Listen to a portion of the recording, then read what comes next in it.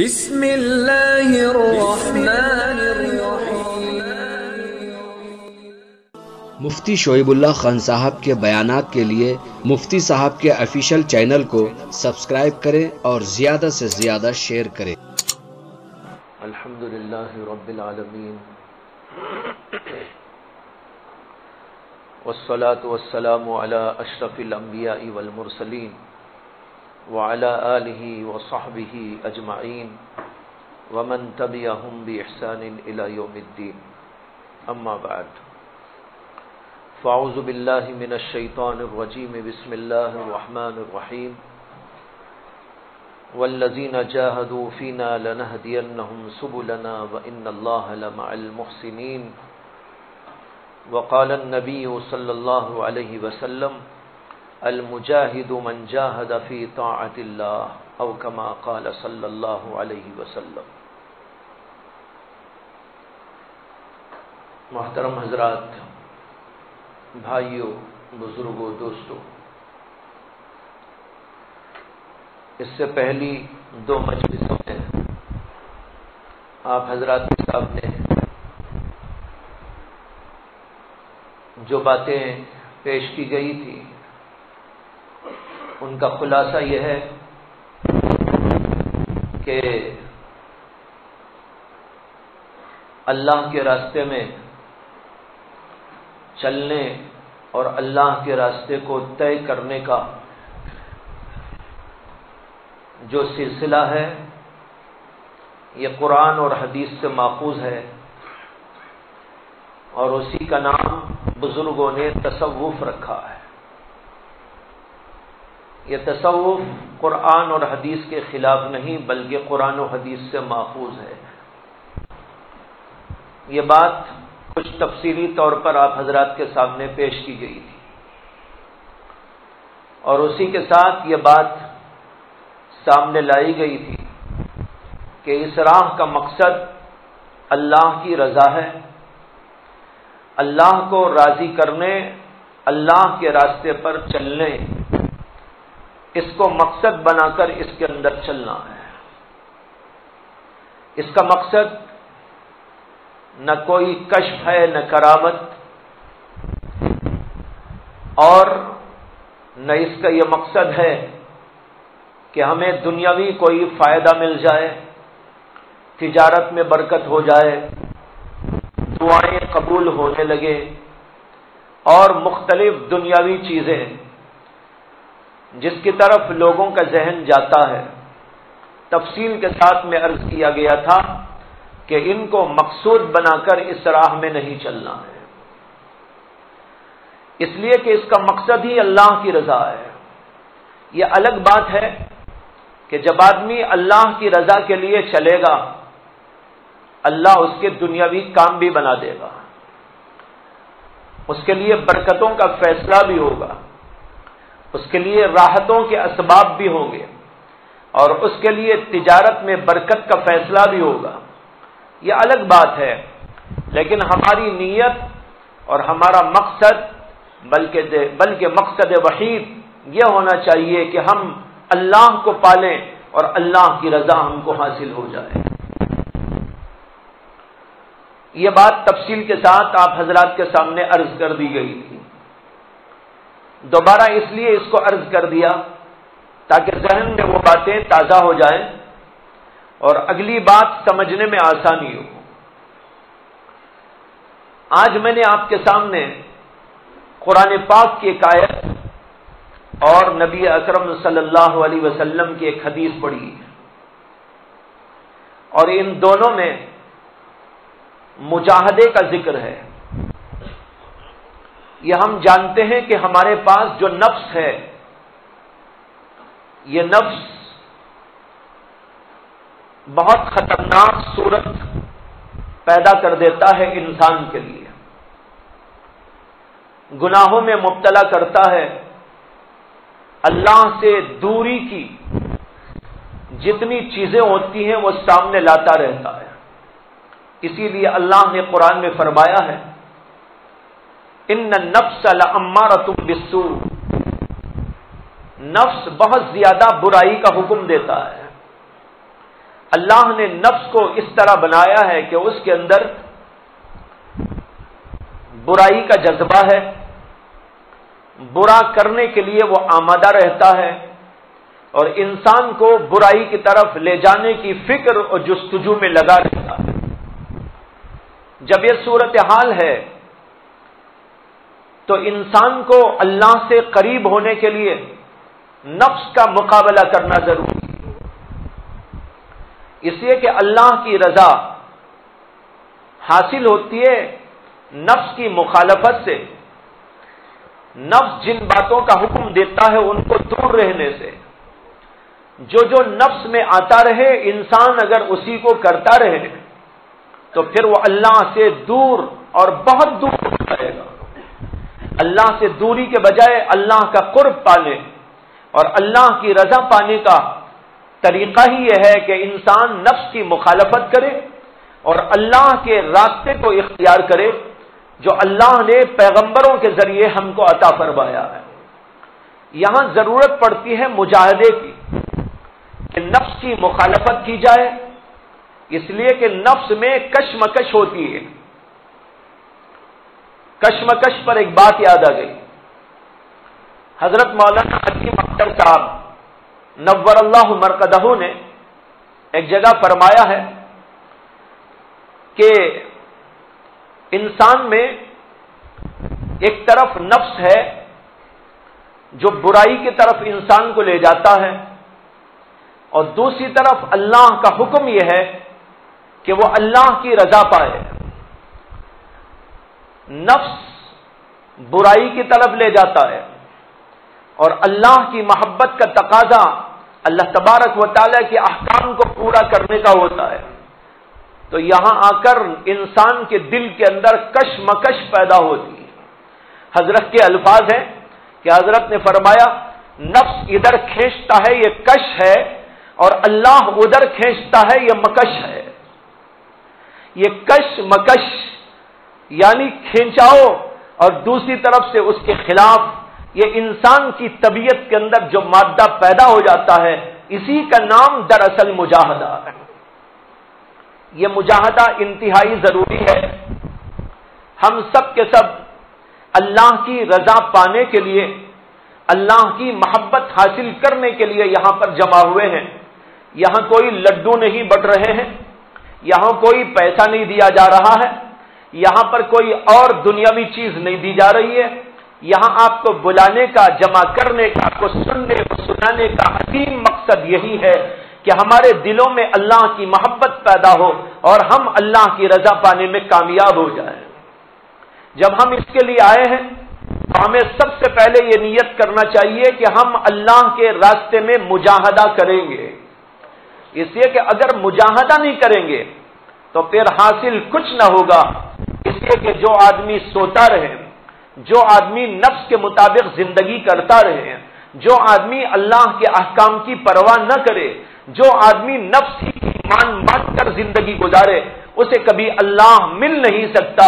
جب یہ بات طے شدہ ہے تو انسان کو اپنے نفس کی مخالفت کرنے کے لیے آمادہ ہونا چاہیے، بلکہ اس کے لیے نہ صرف آمادگی بلکہ اس کے لیے محنت اور مجاہدہ کرنے کی ضرورت ہے۔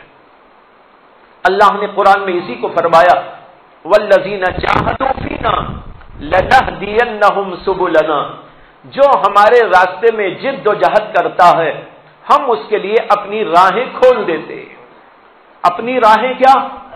اللہ تک پہنچنے کی راہ، اللہ کو پانے کی راہ، اللہ کی معرفت کی راہ، اللہ کی محبت کی راہ، اللہ یہ راستے کھول دیتے۔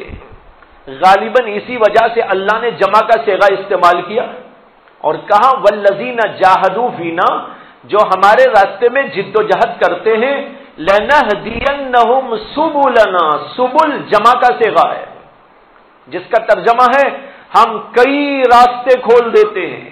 ایک راستہ نہیں، کئی راستے۔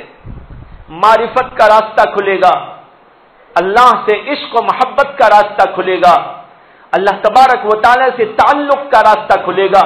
یہ سب راستے انسان کے لیے آسان ہو جاتے ہیں، اللہ اس کو کھول دیتے ہیں، لیکن آسانی کی شرط یہ ہے کہ آدمی مجاہدہ کرنے کے لیے قدم آگے بڑھائے۔ بندہ بہت ضعیف ہے، بہت ناکارہ ہے، یہ اللہ کو معلوم ہے، لیکن اس کے باوجود اللہ نے شرط لگائی کہ ہمارے راستے میں جب تک جد و جہد نہ کرو گے ہم راستہ نہیں کھولیں گے۔ یہاں سوال پیدا ہوتا ہے کہ اللہ ایسے رحیم اور کریم یہ شرط لگا رہے ہیں کہ ہمارے راستے میں جو چلے گا اور محنت کرے گا، مجاہدہ اختیار کرے گا، ہم اسی کے لیے راہیں کھولتے ہیں۔ جو آدمی مجاہدہ نہیں کرے گا ہم اس کے لیے راہیں نہیں کھولتے، تو یہ اللہ تبارک و تعالیٰ کے رحم و کرم کے خلاف۔ اس کا ایک جواب دینا چاہتا ہوں، یہ اللہ نے شرط تو لگائی، لیکن بھائیوں جب آدمی اس شرط کو پورا کرنے کے لیے قدم بڑھاتا ہے تو اللہ اس شرط کو پورا کرنے کے لیے بھی رحم و کرم سے کام لیتے ہوئے ہم کو آگے بڑھا دیتے ہیں۔ اس کو ایسا سمجھیے آپ جیسے کہ ایک بچہ ہے، چھوٹا بچہ 2 سال کا، 2.5 سال کا، اب وہ چلنا شروع کرتا ہے۔ جب وہ چلنا شروع کرتا ہے تو ماں باپ کو معلوم ہے کہ اسے چلنا ابھی نہیں آتا، اس کے پیروں میں اتنی طاقت نہیں ہے، اس کے پیر ڈگمگا جائیں گے، ماں باپ کو اچھی طرح معلوم ہے، لیکن ماں باپ یہ کرتے ہیں کہ بچے کو ذرا فاصلے پہ کھڑا کر کے اسے کہتے ہیں کہ بیٹا قدم بڑھاؤ، ذرا میری طرف آؤ۔ اب بچہ قدم بڑھاتا ہے اور 2-3 قدم آگے بڑھ کے ڈگمگاتا ہے، اور جو ہی ڈگمگا کے گرنے کو ہوتا ہے ماں باپ آگے بڑھ کر اسے اپنی گود میں لے لیتے ہیں۔ بالکل اسی طریقے پر جب بندہ اللہ کی راہ میں چلنا چاہتا ہے، قدم بڑھاتا ہے، اللہ کو بھی معلوم ہے، جیسے ماں باپ کو معلوم ہے کہ بچہ چل نہیں سکتا، اس کے قدموں میں طاقت نہیں ہے، اس کے قدم ڈگمگائیں گے اور کچھ دیر کے بعد یہ گر پڑے گا، جیسے ماں باپ کو معلوم، پھر بھی وہ کہتے ہیں کہ آؤ آؤ آؤ قدم بڑھاؤ، اور جب وہ گرنے کو چاہتا ہے تو ماں باپ اس کو پکڑ کر بچا لیتے ہیں۔ اسی طرح جب انسان اللہ کے راستے میں چلنا چاہے گا اور قدم بڑھائے گا، اللہ تبارک و تعالیٰ کی رحمت آئے گی اور اپنے گود میں اس کو اٹھا لے گی۔ تو معلوم ہوا کہ یہ اللہ کے رحم ہی کا نتیجہ ہے۔ اللہ تبارک و تعالیٰ رحم و کرم کرتے ہوئے ہی اس طرح ہم کو حکم دے رہے ہیں، والذین جاہدوا فینا لنہدینہم سبلنا، جو ہمارے راستے میں جد و جہد کرتا ہے ہم اس کے لیے راہیں کھول دیتے ہیں۔ اس کا ہم اگر عاشقانہ ترجمہ کریں تو یوں کر سکتے ہیں، جو ہمارے راستے میں قدم بڑھاتا ہے ہم اسے آگے بڑھ کے گود میں اٹھا لیتے ہیں۔ یہ اللہ تبارک و تعالیٰ کا رحم نہیں تو اور کیا ہے، کرم نہیں تو اور کیا ہے۔ اس طریقے پر اللہ کی مدد آتی ہے، اس لیے آدمی کو اللہ کے راستے میں قدم بڑھانے کی کوشش میں لگنا چاہیے۔ کوشش ہمارا کام ہے، جیسے بزرگوں نے کہا السعی منا والاتمام من اللہ، سعی اور کوشش ہماری طرف سے ہوتی ہے اور اس کو کامیاب کرنا اور اس کو مکمل کرنا یہ اللہ کے اختیار میں ہے، اللہ کا کام ہے۔ قرآن کی اس آیت کے ساتھ میں نے ایک حدیث آپ کے سامنے پڑھی۔ اللہ کے نبی علیہ الصلوۃ والسلام نے فرمایا کہ المجاہد من جاہد فی طاعت اللہ، جو آدمی اللہ کے راستے میں، اللہ کی اطاعت کے راستے میں چلتا ہے اور اس کے اندر مجاہدہ کرتا ہے، وہی دراصل مجاہد ہے۔ المجاہد من جاہد فی طاعت اللہ، جو اللہ کے راستے میں، اللہ کی اطاعت کے راستے میں مجاہدہ کرتا ہے، محنت کرتا ہے، وہی اصلی مجاہد ہے۔ دیکھیے ایک مجاہد وہ ہوتا ہے جو اللہ کے راستے میں نکلتا ہے، تلوار لے کر کفار کے مقابلے میں میدان جہاد میں کودتا ہے اور وہاں پر کافروں سے مقابلہ کرتا ہے، اور کبھی وہ اس کو مارتا ہے اور کبھی خود ہی شہید ہو جاتا ہے۔ ایک مجاہد تو یہ ہے، لیکن اللہ کے نبی علیہ السلام کہتے ہیں اصلی مجاہد، یہ بھی مجاہد ہے، اس میں کوئی شبہ نہیں، لیکن اصلی مجاہد وہ ہوتا ہے جو اللہ کے راستے میں، یعنی اللہ کی اطاعت کے راستے میں چلتا ہے۔ اگر اطاعت کا مادہ نہ ہو تو وہ کافروں والا جہاد بھی نہیں ہو سکتا انسان سے۔ اس جہاد تک پہنچنے کے لیے پہلے آدمی کو یہ جہاد اختیار کرنا پڑتا ہے، نفس کی مخالفت کا جہاد، نفس سے مقابلے کا جہاد، اور اسے طاعتوں پر ڈالنے کا جہاد۔ اب یہاں پر یہ سمجھیے کہ اللہ کے راستے میں جو مجاہدہ ہوتا ہے اس کی دو شاخیں ہیں۔ اللہ کے راستے میں مجاہدے کی دو شاخیں ہیں۔ ایک شاخ اس کا نام ہے اللہ تعالی کی اطاعت میں مجاہدہ، اور دوسری شاخ اس کا نام ہے اللہ تبارک و تعالی کی معصیتوں سے بچنے کا مجاہدہ۔ یہ دو ہیں مجاہدے۔ انہی دو مجاہدوں کے ذریعے انسان اللہ تک پہنچتا ہے۔ ایک طرف اس کو اللہ کی اطاعت اختیار کرتے ہوئے مجاہدہ کرنا پڑتا ہے، نماز پڑھنا ہوگا، روزہ رکھنا ہوگا، ذکر و تلاوت کرنا ہوگا، اللہ کے تمام احکامات و اوامر کو بجا لانا ہوگا۔ اگر آدمی ان چیزوں کو اختیار نہیں کرے گا تو وہ قیامت تک بھی اللہ کے قریب نہیں جا سکتا، چاہے وہ الٹا ہو جائے کہ سیدھا ہو جائے۔ اس کا کام یہ ہے کہ وہ اللہ کی اطاعت کو اختیار کرے اور اللہ کے اوامر کو اختیار کرتے ہوئے زندگی گزارے۔ بے شک یہاں پر نفس کا بڑا مجاہدہ ہے، اس لیے کہ نفس نماز پڑھنا نہیں چاہتا، وہ روزہ رکھنا آسانی سے نہیں اختیار کرتا۔ اگر اللہ کے راستے میں خرچ کرنے کے لیے کہا جائے، انسان کے نفس کے اندر کنجوسی کا مادہ ہے، بخل کا مادہ ہے، اس لیے وہ آسانی کے ساتھ خرچ کرنا نہیں چاہتا، وہ اپنے مال کو دبا دبا کر جمع کے رکھنے کی کوشش کرتا ہے۔ لیکن یہاں مجاہدہ یہ ہے اللہ کے راستے میں خرچ کیا جائے۔ اسی طریقے پر انسان کا نفس نہیں چاہتا کہ راتوں کو اٹھا جائے، گرم گرم بستر کو چھوڑ دے اور ٹھنڈے پانی سے جا کر وضو کرے اور اللہ کی نماز پڑھنے کے لیے کھڑا ہو جائے۔ وہ نیند کی قربانی دینا نہیں چاہتا، وہ میٹھی نیند کو چھوڑ کر اور گرم و نرم بستر کو چھوڑ کر وہاں سے اٹھ کے جائے اور عبادت کرے۔ نفس اس کے اندر مزاحم بنتا ہے، یعنی رکاوٹ پیدا کرتا ہے۔ اب ہمارا کام یہ ہے کہ ہم اللہ کی اطاعت والا مجاہدہ کرنا چاہتے ہیں تو ہم اس کا مقابلہ کریں، اٹھ جائیں بستر کو چھوڑ کر، اٹھ جائیں اپنے نرم و گرم بستر کو چھوڑ کر، اٹھ جائیں نیند کی قربانی دیتے ہوئے، اور جو کچھ کہ اللہ کے لیے کرنا ہے اس کے لیے اپنے آپ کو تیار کر لیں، اور ایک منٹ کے لیے بھی اس کے اندر سستی و غفلت نہ برتیں۔ بہت سارے لوگ چاہتے تو ہیں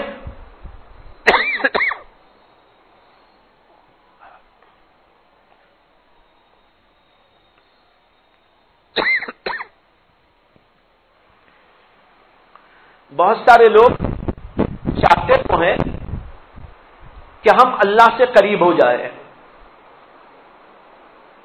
کچھ نہیں بلکہ سبھی چاہتے ہیں۔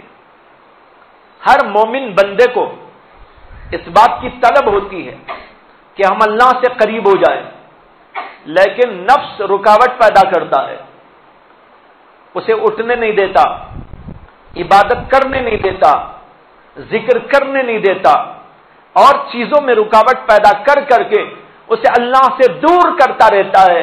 یہاں پر نفس کا مقابلہ کرنے کی کوشش کرنا چاہیے۔ اسی نفس کے مقابلے کا نام مجاہدہ ہے۔ اگر یہ نہیں کیا جائے گا تو کبھی کامیابی نہیں ہو سکتی۔ ایک تو یہ مجاہدہ ہے، دوسرا مجاہدہ ہے معصیت اور گناہوں سے بچنے کا مجاہدہ۔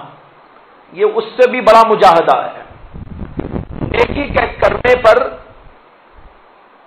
جو مجاہدہ لاحق ہوتا ہے وہ بھی بڑا مجاہدہ ہے، لیکن اس سے بڑا مجاہدہ یہ ہوتا ہے کہ انسان اپنے نفس کو گناہوں سے بچا لے، اس لیے کہ وہ گناہوں کا خوگر ہوتا ہے، وہ گناہوں کا عادی ہوتا ہے، وہ گناہوں سے بڑی دلچسپی رکھتا ہے، وہ گناہوں کی طرف چلنے میں بڑا مزہ محسوس کرتا ہے۔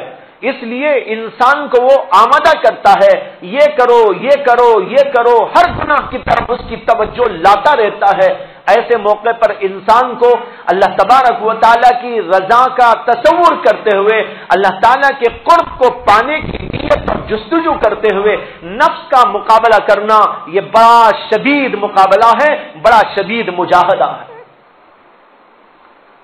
یہ دو قسم کے مجاہدے، ایک اللہ کی اطاعت میں چلنے کا مجاہدہ، ایک اپنے آپ کو گناہوں سے روکنے کا مجاہدہ۔ دونوں مجاہدات کے ذریعے سے انسان اللہ کو پا سکتا ہے۔ میں نے ابھی آپ کے سامنے یہ عرض کیا کہ بہت سارے لوگوں کی خواہش تو ہوتی ہے لیکن مجاہدہ نہیں کرتے۔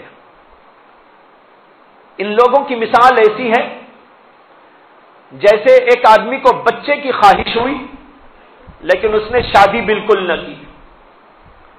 جس آدمی کو بچے کی خواہش ہو لیکن وہ شادی کرنے کے لیے آمادہ نہ ہو، شادی کے مجاہدات برداشت کرنے تیار نہ ہو، آپ کہیں گے شادی میں کیا مجاہدہ ہے؟ جی شادی میں بھی مجاہدہ ہے۔ جیسے کہتے ہیں کہ کسی نے حضرت علی سے پوچھا تھا کہ نکاح کیا ہے، تو انہوں نے کہا کہ لزوم مہرن غموم دہرن، لزوم مہرن سرور شہرین غموم دہرین، اور بعض نے اس میں بڑھا دیا ہے آگے نزول قبرین۔ یعنی شادی میں کیا ہوتا ہے، ایک تو مہر لازم، شاید اسی میں نفقے کو بھی مراد لے لیا ہوگا، تو مہر دینا پڑے گا، نفقہ دینا پڑے گا، زندگی بھر کے مسائل کو حل کرتا رہنا پڑے گا، اور پھر اسی کے ساتھ ایک مہینے کی خوشی، اور پھر غموم الدہرین عمر بھر کا غم، اور پھر غم کھاتے کھاتے بیچارہ کیا ہوگا، نزول قبرین، قبر میں پہنچ جائے گا۔ تو بہرحال شادی بھی ایک مجاہدہ ہے، لیکن یہ شادی کا مجاہدہ برداشت کرنا ہوگا تاکہ بچہ ہو۔ بچے کی خواہش کے باوجود شادی نہ کرنے والا جس طرح بہت بڑا بے وقوف ہے، بالکل اسی طریقے پر جو اللہ کی رضا چاہتا ہو اور اس کے باوجود اللہ کے راستے میں مجاہدہ نہ برداشت کرتا ہو، بھائیوں وہ تو اس سے بھی بڑا بے وقوف۔ لیکن ایسے ہم لوگوں میں بہت ہیں خواہش والے، طلب والے، لیکن اس کے باوجود مجاہدے کے لیے آمادہ نہیں۔ یاد رکھیں کہ اگر ہم اللہ کے لیے طلب لے کر آئے ہیں تو ہمیں اس بات کا عہد کر لینا ہے آج کہ ہم ضرور بالضرور یہ دونوں مجاہدات کریں گے۔ بغیر مجاہدے کے راستہ آسان نہیں ہو سکتا، بلکہ بغیر مجاہدے کے راستہ کھل ہی نہیں سکتا۔ جب کھولنا ہے راستے کو، اللہ تک پہنچنا ہے، تو اس کے لیے ہم ضرور بالضرور مجاہدہ کریں، اور جو ہی مجاہدے میں لگ جائیں گے اللہ آسانیاں پیدا کرتے چلے جائیں گے۔ جیسے کہتے ہیں کہ حضرت سیدنا یوسف علیہ الصلوۃ والسلام، ان کو زلیخا نے بہکایا تھا اور 7 دروازوں کو بند کرا دیا تھا اور سب کے اوپر تالے لگوا دیے تھے، اور اندر والے کمرے میں ان کو لے جا کر برائی کا ارادہ کیا۔ حضرت سیدنا یوسف علیہ الصلوۃ والسلام جانتے تھے سارے راستے بند ہیں، دروازوں پہ تالا پڑا ہوا ہے، میں اگر ادھر جاؤں گا تو سوائے اس کے کہ ٹھوکر لگے گی، سوائے اس کے کہ ٹکر لگے گی، مجھے حاصل کچھ نہ ہوگا، اس لیے کہ دروازہ بند ہے، اور ایک نہیں 7 دروازے اندر اندر اندر کے بند ہیں، میں کیسے جا سکتا ہوں؟ یہ ان کو اچھی طرح معلوم تھا، لیکن اللہ کے راستے میں چلنے اور گناہ سے بچنے کے لیے انہوں نے وہاں سے چھلانگ لگائی اور دروازے کی طرف ٹوٹ پڑے، اور جو ہی دروازے کی طرف آتے ہیں اللہ راستے کھول دیتا ہے۔ ایک دروازے پہ آئے، دروازہ کھل گیا، دوسرے پہ آئے، دوسرا کھل گیا، تیسرے پہ آئے، تیسرا کھل گیا، یہاں تک کہ سارے دروازے کھل گئے اور سیدنا یوسف علیہ الصلوۃ والسلام باہر نکلنے میں کامیاب ہو گئے۔ بالکل اسی طرح کبھی کبھی ایسا محسوس ہوتا ہے کہ دروازے بند ہیں، ہمارا نفس اتنا زیادہ شقی و بدبخت، اور اس نے ہمیں اپنے جو ہے داؤ میں اس طرح لے لیا ہے، اپنے فریب میں اس طرح مبتلا کر دیا ہے کہ اب بظاہر راستے بند نظر آتے ہیں، لیکن ڈرنے کی بات نہیں ہے، گھبرانے کی ضرورت نہیں ہے۔ راستے کھولنے والا تو اللہ ہے، بند کرنے والا اگر نفس ہے تو کھولنے والا اللہ ہے۔ اگر وہاں پر زلیخا نے دروازے بند کیے تھے تو زلیخا کے دروازوں کو کھولنے والا بھی تو اللہ تھا۔ اسی طریقے پر یہاں بھی اللہ موجود ہے جو ہمارے لیے راستوں کو واں کرے گا اور ہم اس کے چنگل سے آزاد ہو کر اللہ کی طرف پرواز کرنے میں کامیاب ہو سکتے ہیں۔ اس کو سمجھ لینا ہے اور کبھی بھی تصور میں نہیں لانا چاہیے کہ بھائی راستے بند ہیں ہم کیسے جائیں، راستہ کھلتا نہیں ہم کیسے جائیں، اور ہمارا نفس ہمیں اپنے نرغے میں لے چکا ہے ہم کیسے اس سے آزاد ہو سکتے ہیں۔ یہ ساری کی ساری باتیں دراصل انسان کے دل کے اندر شیطان پیدا کرتا ہے تاکہ انسان آگے نہ بڑھ سکے۔ یہ نفسانی اور شیطانی وساوس ہوتے ہیں۔ جن لوگوں کو نفسانی وساوس اور شیطانی وساوس گھیر لیتے ہیں وہ مایوسی کا شکار ہو کر کبھی نہ طاعت خداوندی میں آگے بڑھتے ہیں، نہ معصیتوں سے بچنے کے سلسلے میں آگے قدم بڑھاتے ہیں۔ نتیجہ یہ ہوتا ہے کہ جہاں رہتے ہیں وہیں رہ جاتے ہیں۔ مجھے ایک بات یاد آ گئی کہ مجاہدے سے اللہ تبارک و تعالی کس قدر انسان کے اندر قوت پیدا کر دیتے ہیں۔ مجاہدہ انسان کو قوی بناتا ہے اور اتنی طاقت اور اس قدر اس کے اندر صلاحیت اور استعداد پیدا ہو جاتی ہے کہ انسان نفس کا مقابلہ آسانی سے کر پائے گا اور اللہ کی طرف جا سکے گا۔ اس لیے مجاہدے کو شرط قرار دیا، اس سے کہ مجاہدہ انسان کو قوی بناتا ہے اور اس کو اس بات کے لیے آمادہ کرتا ہے کہ وہ نفس کا مقابلہ کر کر کے آگے بڑھ سکے۔ اس کے اوپر ایک قصہ عرض کرتا ہوں کہ آپ نے سنا ہوگا، سنا کیا بلکہ یقیناً سنا کہ حضرت نظام الدین اولیاء بہت بڑے اللہ والے تھے جن کا مزار دلی میں ہے، نظام الدین میں۔ حضرت نظام الدین اولیاء، ان کو اولیاء جو کہتے ہیں یہ اصل میں اولیاء نہیں، یہ اصل میں تھا کہ سردار اولیاء۔ سردار اولیاء کا لفظ سردار کا گھٹا کر اولیاء رہ گیا۔ اصل میں ان کو کہتے تھے حضرت نظام الدین سردار اولیاء۔ وہ اولیاء اللہ کے اس زمانے میں سردار مانے جاتے تھے، لیکن تخفیف کے لیے، آسانی کے لیے لوگوں نے سردار کو حذف کر دیا، اولیاء رہ گیا اس کے اندر۔ تو بہت بڑے عالم اور اس کے ساتھ بہت بڑے اللہ والے تھے۔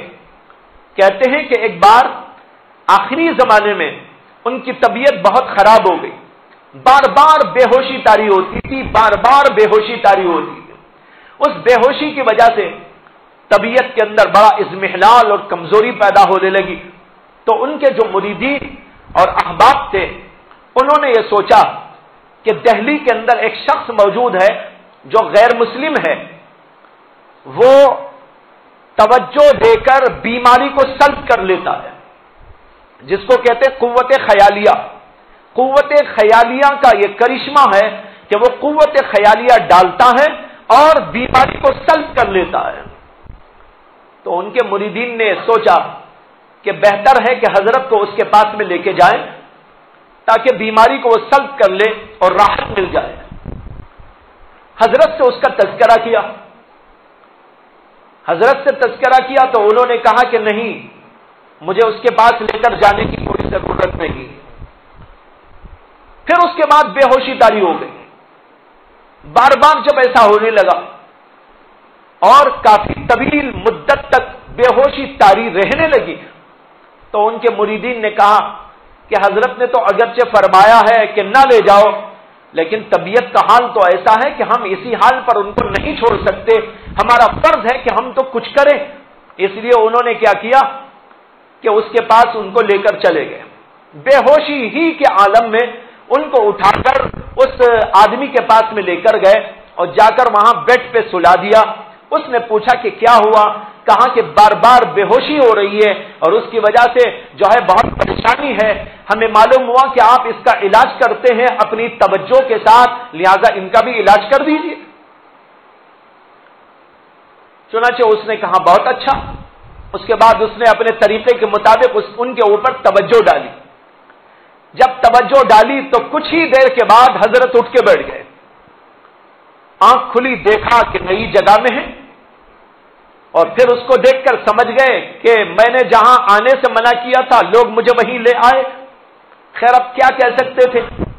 حضرت نے اس سے کہا کہ بھائی تم نے میرا علاج کر دیا، ٹھیک ہے، لیکن مجھے یہ آپ بتائیے کہ آپ کو یہ قوت و طاقت کیسے مل گئی کہ آپ توجہ ڈالتے ہیں بیماری کو سلب کر لیتے ہیں؟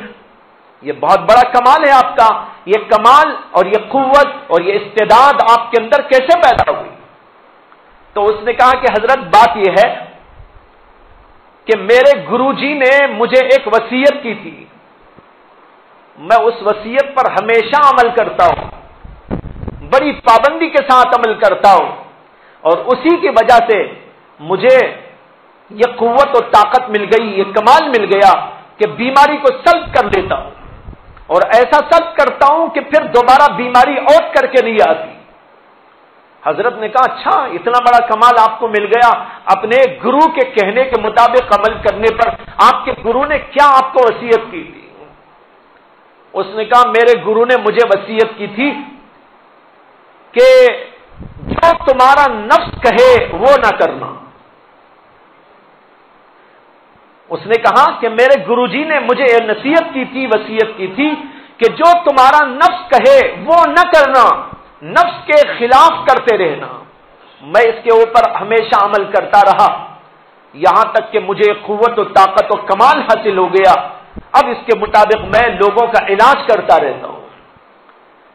اللہ کے جو ولی ہوتے ہیں ان کا کام یہ ہوتا ہے کہ وہ لوگوں کے قلوب کی اصلاح کریں۔ اس نے حضرت کے جسم کی اصلاح کر دی۔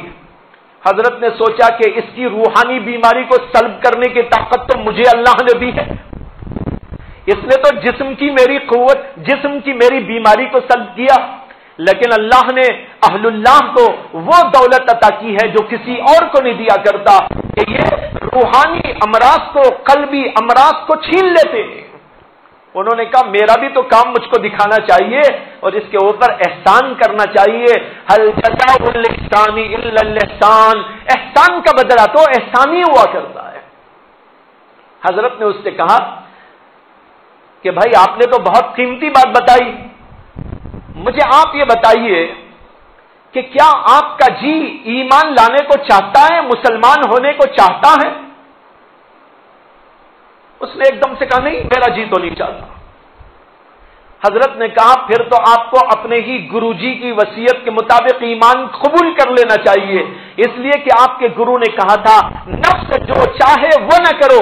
آپ کا نفس ایمان لانا نہیں چاہتا تو اب آپ کو ایمان لا لینا چاہیے۔ جو ہی یہ کہا تو اس نے کہا ہاں یہ گرو جی کی بات کے تو مطابق ہے، چلو میں اسلام قبول کرتا ہوں۔ حضرت کے کہنے پر اس نے اسلام قبول کر لیا۔ بزرگوں نے یہ واقعہ لکھتے ہوئے لکھا ہے، فرمایا ہے کہ اس نے تو ان کی جسمانی بیماری سلب کی، حضرت نے اس کے عوض میں احسان کرتے ہوئے اس کی روحانی بیماری اور سب سے بدترین بیماری کو سلب کر لیا، کفر کی جگہ ایمان کی دولت سے نواز دیا۔ یہ واقعہ میں نے اس لیے سنایا ہے کہ اس سے پتہ چلتا ہے کہ جب نفس کی مخالفت کی جاتی ہے جس کا نام ہے مجاہدہ، تو اس کی وجہ سے انسان کے اندر کتنا بڑا کمال پیدا ہوتا ہے، کتنی بڑی روحانی طاقت پیدا ہوتی ہے۔ ہاں یہ الگ بات ہے کہ اس نے اس بہت بڑی روحانی طاقت کو ایک معمولی سے کام میں صرف کرنے کے لیے مخصوص کر دیا تھا، ورنہ تو روحانی طاقت اور جگہ بھی استعمال ہوتی ہے۔ جب نفس کی مخالفت اس نے کی، اللہ نے اسے ایک طاقت دے دی، اس طاقت سے اس نے کام جو لیا وہ ایک چھوٹا سا کام تھا، بیماریوں کو سلب کر لینے کا کام، لیکن اگر وہ اس سے بڑا کوئی کام کرنا چاہتا تو کر سکتا تھا، لیکن کافر آدمی کے ذہن میں بہت بڑی بات نہیں آ سکتی تھی، اس سے چھوٹی سی بات آئی وہیں تک محدود ہو گیا۔ اسی لیے اہل اللہ جو ہوا کرتے ہیں وہ بہت آگے کی بات سوچتے ہیں. اسی لیے دیکھیے کہ حضرت شیخ نے کتنی عجیب بات کر دی کہ اس کی روحانی بیماری کو سلب کر لیا. یہ اہل اللہ کی بات ہوا کرتی ہے. تو مجھے عرض یہ کرنا ہے کہ یہ بہت اہم ہے کہ ہم مجاہدے میں اپنے آپ کو لگائیں. اگر مجاہدہ نہیں کریں گے تو حاصل کچھ نہ ہوگا. بہت سارے لوگ اکابر علماء کی مجالس میں حاضر دیتے ہیں، خانقاہوں میں حاضری دیتے ہیں، بیانات کے اندر بھی حاضری دیتے ہیں. یہ سلسلہ الحمدللہ جاری رہنا چاہیے. جہاں مشائخ کی مجلسیں ہوں، جہاں علماء کے بیانات ہوں، جہاں پر دینی حلقے لگے، جہاں پر دینی فکر کے لیے مجالس کا انعقاد ہو، وہ سب ہماری اصلاح کے لیے بہت اہم مراکز اور بہت اہم مجامع ہوتے ہیں. ان سب جگہ پر شرکت تو چاہیے، لیکن بھائیوں محض شرکت سے کچھ نہ ہوگا جب تک کہ شرکت کے بعد عملی طور پر کچھ مشق نہ کی جائے گی اور مجاہدہ نہ کیا جائے گا. میں ایک شعر لکھ کے لایا تھا، اس وقت ذہن میں آیا، وہ آپ کو سناتا ہوں.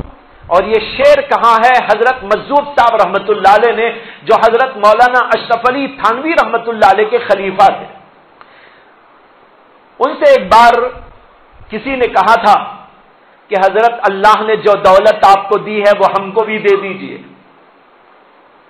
حضرت خواجہ مجذوب صاحب رحمت اللہ علیہ سے کسی نے کہا تھا، ان کے مرید نے، کہ حضرت اللہ نے آپ کو جو چیز عطا کی ہے، یعنی اپنی معرفت اور اپنا عشق و محبت، یہ آپ ہم کو بھی عطا کر دیجئے. تو اس پر حضرت خواجہ مجذوب صاحب نے ایک شعر سے ان کا جواب دیا. انہوں نے کہا آئینہ بنتا ہے رگڑے لاکھ جب کھاتا ہے دل. انہوں نے کہا آئینہ بنتا ہے رگڑے لاکھ جب کھاتا ہے دل، نہ پوچھو دل بڑی مشکل سے بن پاتا ہے دل. یہ شعر انہوں نے کہا. مطلب یہ تھا کہ تمہیں بھی رگڑے کھانا پڑے گا، مجاہدے کرنا پڑے گا. بغیر مجاہدے کے شیخ سے کہتے ہیں حضرت آپ اپنے دل سے ہم کو دے دیجئے. اگر دل ہی سے یوں دے دینا ہوتا تو نبی علیہ الصلوۃ والسلام بھی ابو جہل کو دے سکتے تھے، ابو لہب کو دے سکتے تھے. لیکن بھائیوں یہاں مجاہدہ شرط قرار دے دیا گیا ہے. سب سے پہلے نیت کیجئے، اس کے بعد مجاہدے میں قدم بڑھائیے، ورنہ تو اللہ کے نبی علیہ الصلوۃ والسلام کا دل کیا نہیں چاہتا تھا. آپ کتنے بے چین رہتے تھے. لوگوں کے کفر پر قائم رہنے پر اللہ کے نبی علیہ الصلوۃ والسلام کو کس قدر اذیت اور تکلیف محسوس ہوتی تھی، اس کا کچھ اندازہ اس آیت کریمہ سے کیجئے کہ جب اللہ کے نبی علیہ الصلوۃ والسلام کافروں کے کفر پر جمے رہنے پر دل کے اندر پریشان ہوتے تھے، افسوس کرتے تھے، تو اس کے اوپر قرآن کریم میں اللہ تبارک و تعالی نے آپ سے خطاب کرتے ہوئے فرمایا لعلک باخع نفسک علی آثارہم ان لم یؤمنوا بہذا الحدیث اسفا. اس قرآن پر اگر یہ کافر لوگ ایمان نہیں لاتے تو آپ افسوس کرتے کرتے کہیں اپنی جان کو ہلاکت میں نہ ڈال لیں. کتنا افسوس ہوتا ہوگا اللہ کے نبی کو. اللہ کہتے ہیں لعلک باخع نفسک، ایسا لگتا ہے کہ آپ اپنے جی کو ہلاک کر ڈالیں گے ان کافروں کے پیچھے، اس لیے کہ یہ ایمان نہیں لائے. اب اندازہ کیجئے اللہ کے نبی علیہ الصلوۃ والسلام کا دل کیا نہیں چاہتا تھا، لیکن اس کے باوجود ان کافروں کو ایمان نصیب نہ ہوا. کیوں نصیب نہ ہوا؟ وہی محنت نہیں، مجاہدہ نہیں، نیت نہیں. جنہوں نے قدم بڑھایا اللہ نے ان کے لیے آسان کر دیا، جنہوں نے قدم نہیں بڑھایا اللہ نے ان کے لیے آسان نہیں کیا. اس بات کو یاد رکھنے کی ضرورت ہے. حضرت نے اسی کو کہا آئینہ بنتا ہے رگڑے لاکھ جب کھاتا ہے دل. رگڑے سمجھتے ہیں ٹھوکریں، جب ٹھوکریں کھائے، مجاہدات برداشت کرے، نیند کی قربانیاں دیا کرے، نفس کی قربانیاں پیش کیا کرے اور کھانے پینے کی قربانیاں پیش کیا کرے، مجاہدات پر مجاہدات کرتا چلا جائے، تو کہتے ہیں آئینہ بنتا ہے رگڑے لاکھ جب کھاتا ہے دل، نہ پوچھو دل بڑی مشکل سے بن پاتا ہے دل. یہ دل آسانی سے دل نہیں بنتا. اس دل کو دل بنانے کے لیے اس دل کی سل کو پگھلانا پڑے گا. یہ دل میں سل ہے ہمارے، اس سل کو سل نہیں، اس دل کو دل، اس سل کو دل بنا دیجئے۔ جب یہ ہوگا تو تب ہمارے دلوں کے اندر اللہ کی محبت سمائے گی اور اللہ کا قرب ہم کو حاصل ہوگا، اور اس کے لیے ہے مجاہدہ۔ جیسے کہ ایک آپ دیکھتے ہیں پتھر پر بعض لوگ محنت کرتے ہیں، پتھروں پر محنت، اسے گھستے ہیں گھستے ہیں گھستے ہیں، یہاں تک کہ ایک دن ایسا آتا ہے کہ وہ دل آئینہ وہ پتھر آئینہ بن جاتا ہے۔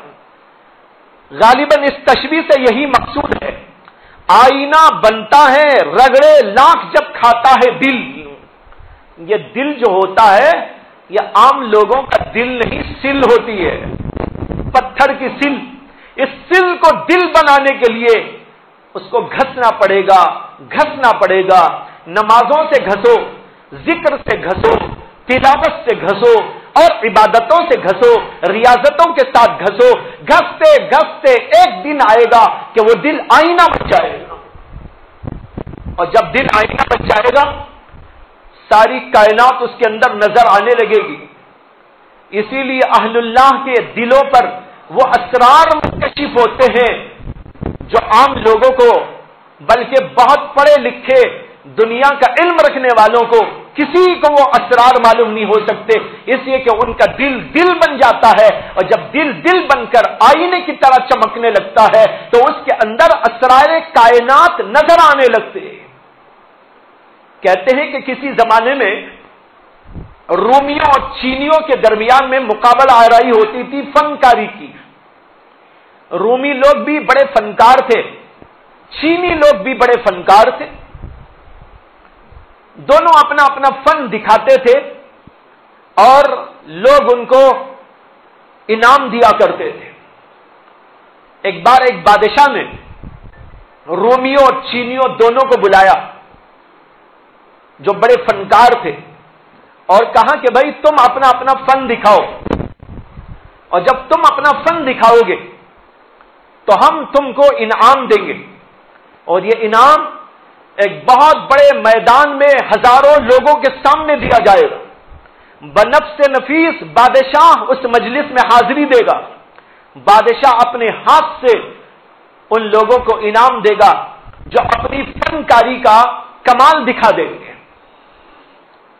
چنانچہ ان فنکاروں کو ایک بڑے میدان کے آخری کونے میں یا شروع کے کونے میں ایک حصہ دے دیا گیا اور پارٹیشن کر دیا گیا، دو حصے بنائے، ایک حصہ رومیوں کو دیا، ایک حصہ چینیوں کو دے دیا، اور کہا کہ تم اپنا فن کچھ دکھانا چاہتے ہو تو دکھاؤ، اور اس طرح ہوگا کہ جو ہے تم اپنا فن جو بھی یہاں دکھانا ہے یہاں تیار کرو، پردہ پڑا ہوا ہے، پردہ کھول دیا جائے گا، تو جو مخلوق یہاں میدان میں جمع ہوگی تمہارا فن ان سب لوگوں کو نظر آئے گا، اور جب نظر آئے گا تو تم کو انعام دیں گے، ان کو انعام ملے گا جو اپنی فنکاری میں کمال دکھائے۔ یہ سب طے ہونے کے بعد ان کو ایک جگہ دے دی گئی، ایک حصہ رومیوں کو دیا گیا اور ایک حصہ چینیوں کو دے دیا، اور وقت ان کو دیا گیا 1 سال کا۔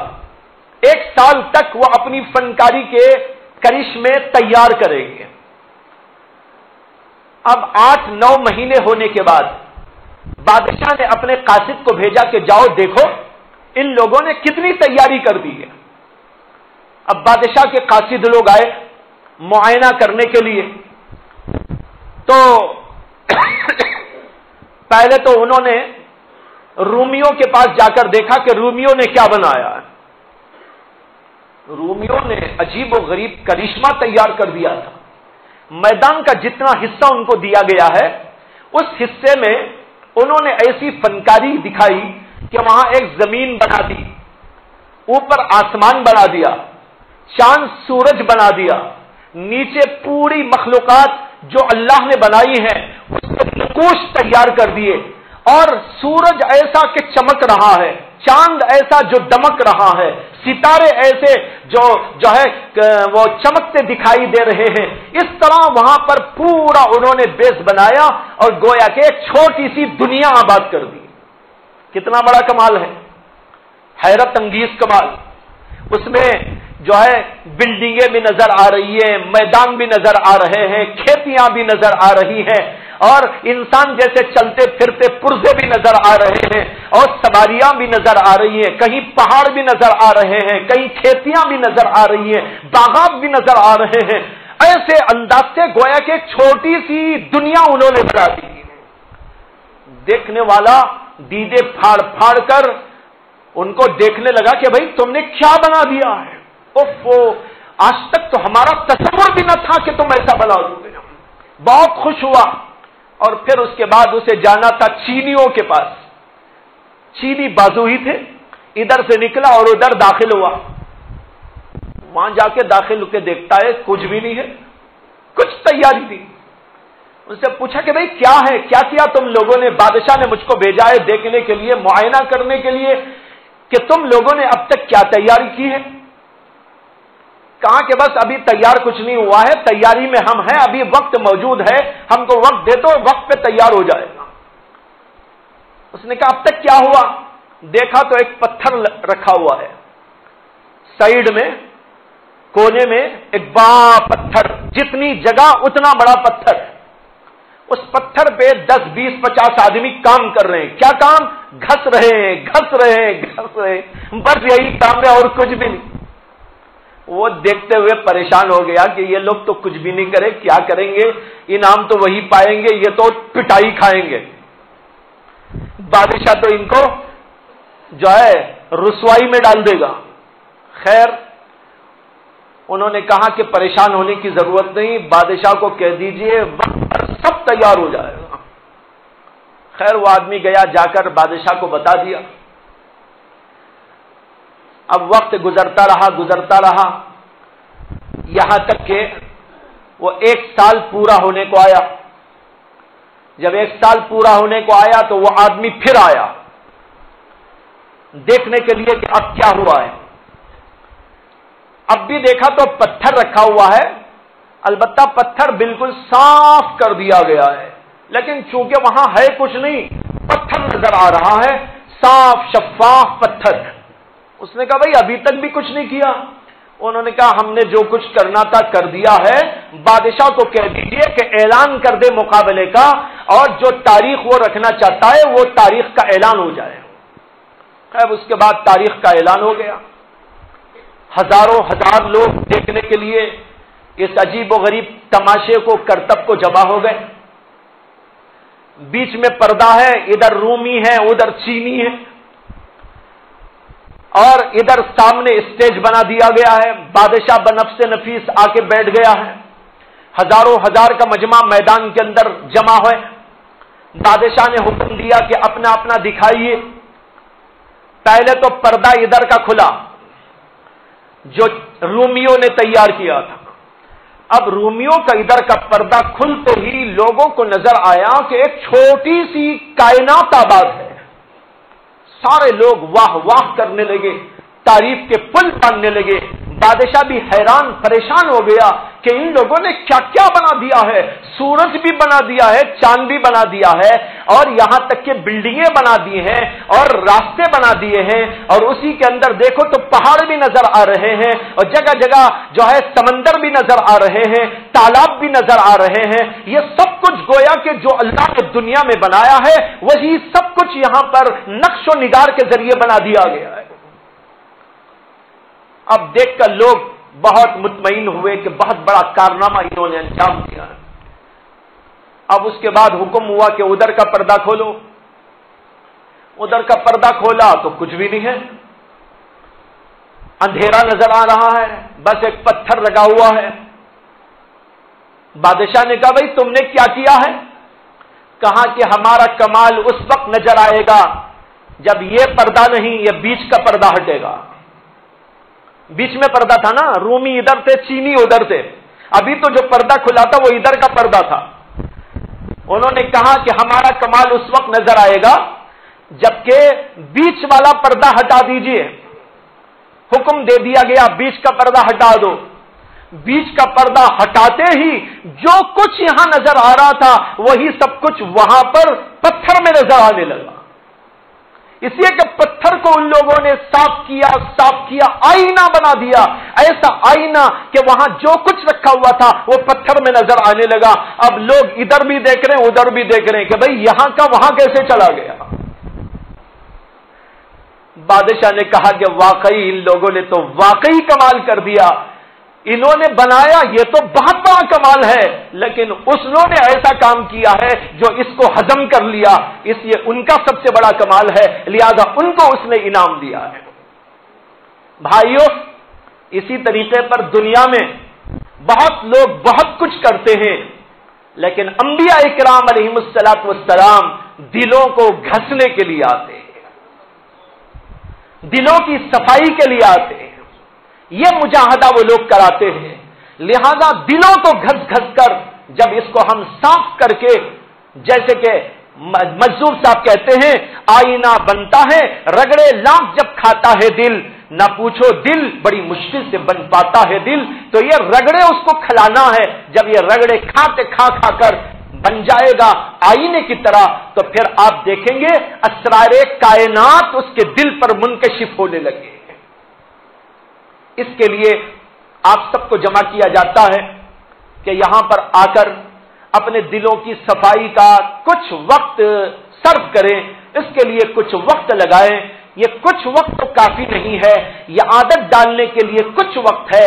بھائیوں، ہمارے بزرگوں نے، ہمارے مشائخ نے اپنے آپ کو اللہ والا بنانے اور اپنے دل کو دل بنانے کے لیے جو محنت اور مجاہدہ کیا ہے وہ تو بے نظیر مجاہدہ ہے، اور اس کی تاریخ ہمارے سامنے ہے، اس کو سنایا جائے تو ہم اشش کرتے رہ جائیں۔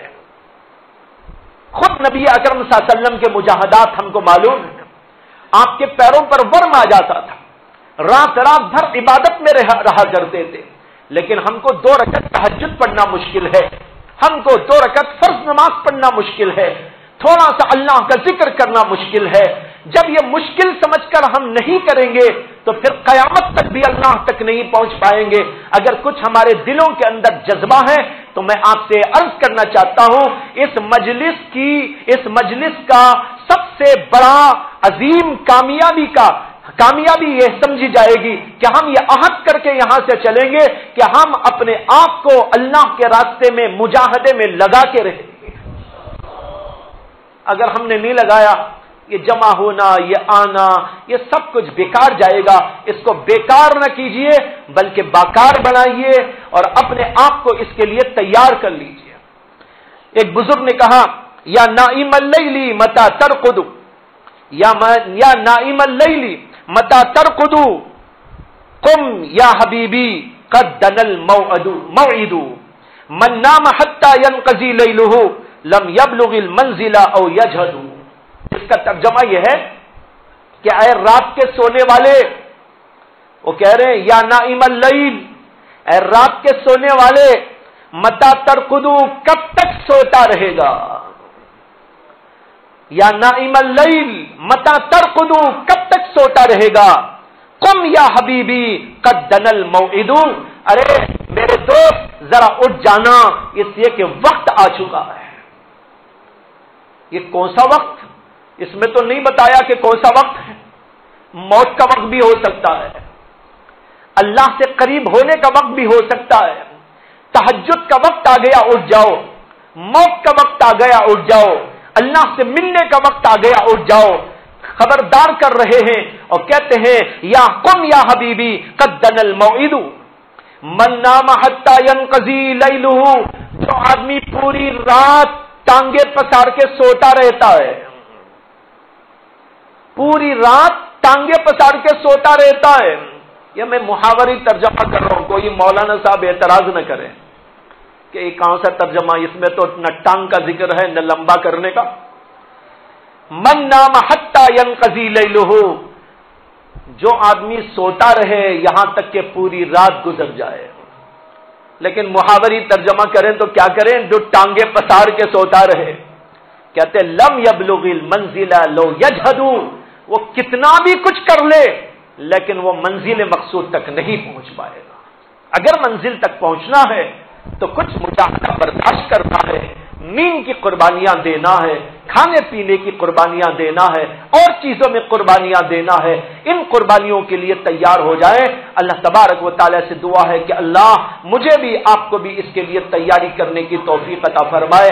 آج ہم لوگ یہاں جمع ہیں تو کم سے کم آج کی رات ہم تھوڑا بہت جتنی نیند کرنا ہے نیند بھی کریں، اسی کے ساتھ رات میں اٹھ کر اللہ کو راضی کرنے کی فکر کریں، نمازیں پڑھیں، ذکر کریں، دعائیں کریں، خوب گڑ گڑا کر اللہ سے مانگا کریں۔ یہی مانگنا اللہ کو پسند آ جائے تو ہمارا بیڑا پار ہو جائے۔ کریں گے بھائی آج انشاءاللہ؟